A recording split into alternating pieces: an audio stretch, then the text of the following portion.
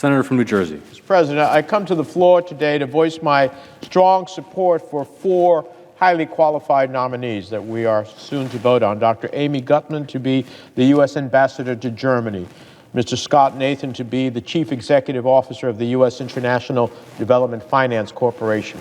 Ms. Lisa Carty to be the U.S. Representative to the United Nations Economic and Social Council.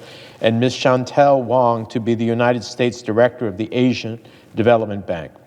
They're all highly qualified. I'll speak for a minute or two on Dr. Gutmann and Mr. Nathan in particular.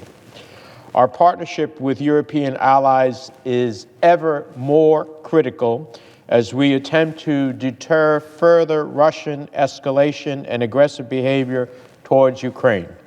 Germany is key to this effort, absolutely critical to the work we need to do to prevent Vladimir Putin from furthering his aims to reclaim a sphere of influence and destabilize Europe.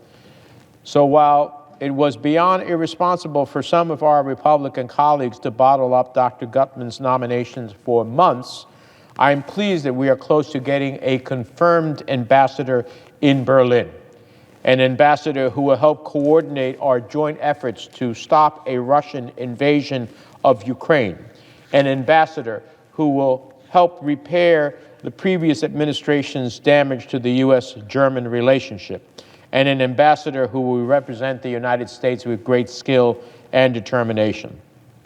I'd also note that Dr. Gutmann's personal and professional background are a compelling fit for this position and for this moment. As the daughter of a German Jewish refugee who fled the Nazis, and as an academic who has devoted her career to advancing freedom and democracy, she is the right person for the job in a moment where anti-Semitism is on the rise and dictators and autocrats around the world are emboldened. I urge all of my colleagues to support Dr. Gutmann's nomination, and I look forward to her arrival in Berlin in short order. President Biden also made an excellent decision in nominating Scott Nathan to be the next Chief Executive Officer of the Development Finance Corporation. The DFC, as that entity is known, is a critical tool for improving economic development outcomes in developing countries, advancing U.S. economic competitiveness, and creating new opportunities in underserved countries and communities.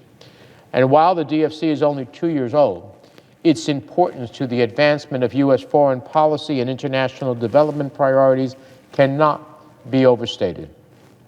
Mr. Nathan will be able to draw on his leadership experience in both the private sector and in public service to ensure the DFC effectively leverages public-private partnerships and maximizes strategic development opportunities around the globe.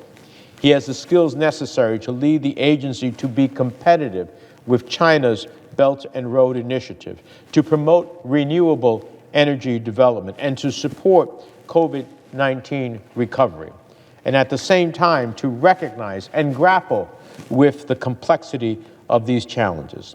I strongly support confirming Mr. Nathan, and I'm eager to work with him once confirmed. So all of these nominees deserve a positive, strong vote. And with that, Mr. President, I yield the floor.